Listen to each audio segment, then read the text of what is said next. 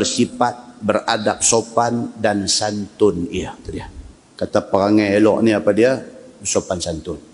Duduk bangku, sama-sama kawan-kawan, tu sila panggung. Sila panggung itu tidak sopan namanya. Kita duduk beradab dengan dia, duduk angkat kaki selang, duduk goyang duduk. Tak elok nampak. Nampak angkuh muslimin dan muslimat yang dirahmati Allah sekalian. Yang dikatakan akhlak elok itu ialah tidak besar diri, tidak riak, tidak lekas marah, tidak perongoi, tidak bongkak, tidak dengki, tidak hasad dan tidak buat benda-benda yang tidak elok dan sebagainya. Itu yang kata akhlak baik. Benda tu tak ada. Ataupun dalam bahasa tasawufnya dia kata apa? Mazmumah, tak ada. Tak dengki ke orang.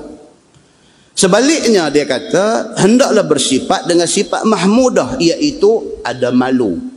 Mahmudah, sifat-sifat yang terpuji. Apa dia? Malu. Malu kita ni. Pasal apa? Kita dah jadi orang Islam 50 tahun dah. Sampai hari ni Yasin tak boleh hafal lagi. Malu. Kita jadi orang Islam dah 40 tahun dah. Sampai hari ni surah Al-Mulk tak hafal lagi. Malu. Sedangkan Nabi SAW kata, aku mau kalau boleh setiap orang Islam daripada umat aku ni ada di dalam hati mereka ni surah Al-Mulk. Tabarakallazi biyadihil mulk. Nabi kata kalau boleh aku mau tiap-tiap orang daripada umat aku ni hafal surah ni. Malam ni umur kita 55 tak ingat lagi surah tu. Malu kita dengan Allah Subhanahu wa ta'ala. Sebaliknya kena ada dalam diri orang Islam ini sempurna janji. Kalau janji sedaya upaya bertongkat siku kita akan tunaikan janji itu. Diriwayatkan daripada satu sahabat Nabi SAW, nama dia Abi Darda radhiyallahu anhu. Kata dia, sabda Nabi SAW, tidak ada daripada suatu yang lebih memberatkan timbangan orang mukmin pada hari kiamat daripada akhlak yang elok. Itu dia. Rupa-rupanya dia ni berperangai elok di atas dunia ni, dia semai sifat-sifat mahmudah dalam diri dia di atas dunia ni. Rupa-rupanya benda tu membantu untuk nak beratkan timbangan kebaikan dia. Di atas dunia ni dia jumpa orang dia senyum. Senyum tu tak rugi memberatkan timbangan kebaikan di hari akhirat esok. Di atas dunia ni bila orang minta sedekah, bila orang minta derma, bila orang minta untuk infak sesuatu untuk sabilillah, tak ada fikir dua kali ambil RM1 boboh, ambil RM5 boboh, ambil RM10 boboh. Rupanya tak sia-sia dia ni bersifat dengan sifat pemurah ni. Tak sia-sia rupanya. Akhirat esok memberatkan timbangan kebaikan dia. Sabda Nabi SAW, wa innallaha la yubghidul fahishal badhi. Bahwasanya Allah Subhanahu wa taala benci Allah akan orang yang pelucah dan pencarut. Allah tak suka orang cakap kotor, tak suka. Kata At-Tirmizi, dan pada bab ini ada riwayat daripada Aisyah dan Abi Hurairah dan Anas bin Malik dan Usamah bin Syarik, dan kata dia ini hadis hasan lagi sahih. Masalah elok perangai menyampaikan kepada beberapa darjat yang tinggi di hari akhirat esok. Bukan setakat tolong masa timbang amal aja, dah masuk syurga pun darjatnya tinggi kalau perangai bagus.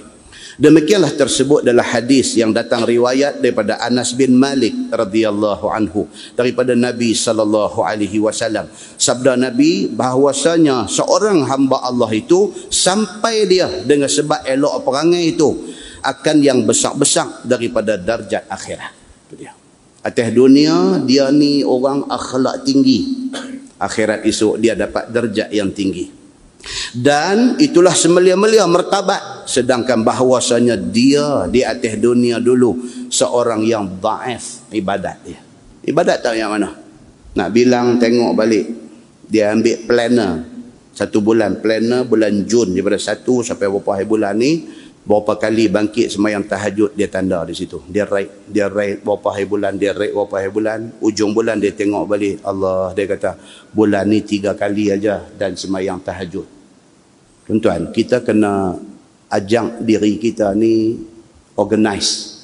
Hidup kita ni biar teratur. Buat benda biar Nampak kita ni very systematic. Kena macam tu. Pasal apa? Itulah muhasabah dalam Islam. Diary satu, planner ni satu. Sebulan-sebulan punya tu. Kita remark di sana. Kita buat puasa sunat bila? Tulis situ P puasa. SM solat malam.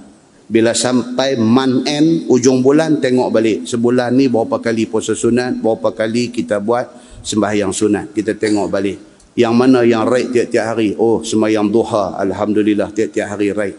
Tengok tang mana right? Oh, sembahyang witir, alhamdulillah tiap-tiap malam ada right. Kita tengok yang tu, itu muhasabah kita. Dah lepas pi sampai bulan 6 pun boleh tengok balik bulan 1 punya rekod dengan bulan 6 punya rekod. Kita ni menaik ke menurun ke? Kita ni constant sajakah ibadat kita? Kita boleh check balik, kita boleh check and balance ibadat kita. Kena macam tu orang Islam ni. Kena ada satu benda yang sistematik. Tak mau kita ni jadi satu orang yang berserabut, buat kerja atas bawah, tinggal barang sana sini. Tak mau macam tu. Spek pun tak tahu mana. Ini paling karut. Hari ni riau cari cermin mata, esok riau cari jam tangan, lusa riau cari sepit kuku, tulat riau. Ada saja nak riau tiap-tiap hari. Pasal apa? Pasal kita tak organize. Pasal kita tak atur hidup kita secara teratur. Kena dah. Orang Islam ni kena dah buat kerja macam ni. Kena dah buat. Kita tawarkan diri kita, kita offer diri kita nak jadi pengurus masjid, pengurusi masjid, jadi setiausaha masjid, jadi bendahari masjid. Kena ada planning. Lagi 2 bulan lagi apa program nak isi di masjid ni, lagi kena ada. Jangan semata-mata duduk di jawatan itu, tidak ada perancangan. Kenapa? Pasal apa tuan-tuan? Pasal musuh merancang. Walaupun mereka musuh, bukan saja musuh kita, mereka musuh Allah Subhanahu wa ta'ala, tetapi mereka buat kerja secara terancang. Kadang-kadang kerana mereka ni buat kerja terancang, menang mereka daripada kita. Walhal kita betul, mereka salah. Muslimin dan muslimat yang dirahmati Allah sekalian. Maka apa yang kita baca pada malam ni, dia beritahu satu orang daif ibadat dia, tetapi akhlak baik itu menyebabkan berat timbangannya di akhirat dan tinggi darjatnya di dalam syurga. Dan sesungguhnya sampai dia dengan sebab perangainya yang tak elok itu ke neraka jahanam. Perangai huduh ni menyebabkan dia ke neraka. Masalah dia kata elok perangai itu ialah kemuliaan turun-temurun. Demikianlah tersebut dalam hadis yang datang riwayatnya daripada satu sahabat Nabi SAW, nama dia Abu Zar radhiyallahu anhu, bahwasanya Nabi SAW bersabda kepada Abu Zar, Nabi kata, ya Abu Zar, la aqla kat tadbir. Wahai Abu Zar, la aqla kat tadbir, maksudnya dianggap satu orang tu ada akal kalau sekiranya dia mengurus dirinya, dia mentadbir dirinya dengan baik. Hak kita kata tak sah ni. Satu orang yang hidupnya organize, Nabi kata ini orang berakal. Dia manage, dia urus masa dia elok, dia urus diri dia, keluarga dia elok, dia urus segala-galanya mengikut keutamaan. Itu pengurusan. Sampai Nabi kata apa? La aqla kat tadbir. Tidak dianggap satu orang itu ada akal kalau sekiranya dia tak tahu mengurus. Diri sendiri tak terurus, keluarga sendiri tak terurus. Apa ni? Maka satu orang itu dianggap dia berakal apabila dia boleh mengurus, boleh mentadbir segala-galanya. Duit ringgit dia tahu tadbir. Pendapatan dia berapa sebulan? 1,000 sebulan. Dia urus perbelanjaan cukup seperti mana orang yang berpendapatan 1,000 sebulan. Ini orang cerdik. Gaji 3,000 sebulan, belanja macam 5,000 sebulan. Ini orang tak ada akal. Celek mata fikir utang, sampai nak tidur mata tak boleh pejam. Pasal apa? Duk teringat utang. Pasal apa? Pasal hang tak reti urus. Kalau kita mampu setakat pakai proton, kita pakai proton. Jangan duk gagah pergi duk ranjau ambil bawa segan pasar. Tengok kita boleh pergi takat mana.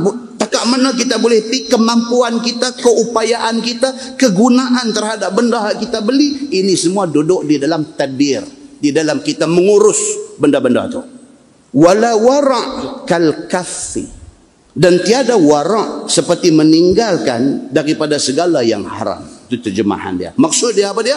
Adalah dianggap satu orang itu wara' jika ada dalam diri dia sifat kaf, sifat kontrol diri. Satu orang tu dia dianggap sebagai satu orang yang wara' kalau sekiranya dia boleh kontrol jangan buat benda haram. Dia wara'. Satu orang dia anggap dia ni wara' apabila dia boleh kontrol diri dia daripada buat benda tak elok. Ini orang wara'. Bukan orang wara' ni yang mata tak apa nak celeh. Itu bukan wara'. Main mengaji lagu. Sekali lagi angguk, lama-lama sekali angguk. Wara'nya dia ni kata mata pun tak buka. Itu lena, bukan wara' itu. Wara' ini Nabi kata apa? Orang yang ada kontrol dalam diri dia. Dia teringin benda tu tapi dia tahu benda tu tak boleh. Dia ada kontrol. Itu wara'. Wala hasaba ka husnil khuluq. Dan tiada kemuliaan turun-temurun daripada tok nenek, dan tiada kemegahan lebih daripadanya seperti elok perangai. Maksudnya apa? Wala hasaba ka husnil hasab. Tuan-tuan, kita duk baca hadis cerita orang nikah, Nabi kata tunkihul mar'ah, dinikahi satu-satu perempuan itu li arba'in, kerana 4 perkara. Di antara 4 tu apa dia? Li hasabiha. Hasab ni makna dia apa? Keturunan. Nabi kata wala hasab ka husnil khuluq, dan tidak dianggap satu orang itu ada kemuliaan, melainkan dia ada akhlak yang terpuji, dan bukan keturunan yang menentukan kemuliaan dia. Itu maksud dia. Pak dia dulu tok guru pondok, dia ni mesti bagus. Oh, dia bukan kira lagu tu. Pak tok guru pondok, dia tok guru lain. Dia bukan keturunan maksudnya macam tu. Bukan itu maksudnya. Tapi yang kata maksud keturunan ni apa dia? Akhlak yang terpuji. Dia ada akhlak terpuji, dia keturunan baik. Walaupun pak dia ni orang yang duk minum arak, walaupun pak dia ni orang duk main judi, tetapi dia tu mempunyai akhlak yang baik. Itulah keturunan dia. Itulah kebaikan yang ada pada diri dia. Itu maksud sabda Nabi sallallahu alaihi wasallam. Masalah dia kata elok perangai itu sampai dia kepada darjat orang sembahyang dan puasa. Demikianlah hadis riwayat At-Tirmizi. Kata dia an Abi Darda radhiyallahu anhu. Kata dia aku dengar Nabi sallallahu alaihi wasallam bersabda, tiada daripada suatu yang diletakkan di atas timbangan mizan lebih berat daripada perangai elok. Bila ditimbang esok ni duk masuk ni macam-macam ni dalam bakui amal kebaikan kita ni. Nabi kata apa? Bila buh-buh akhlak baik dan timbangan tu berat. Makna dia apa? Akhlak baik itu dinilai besar di sisi Allah Subhanahu wa taala.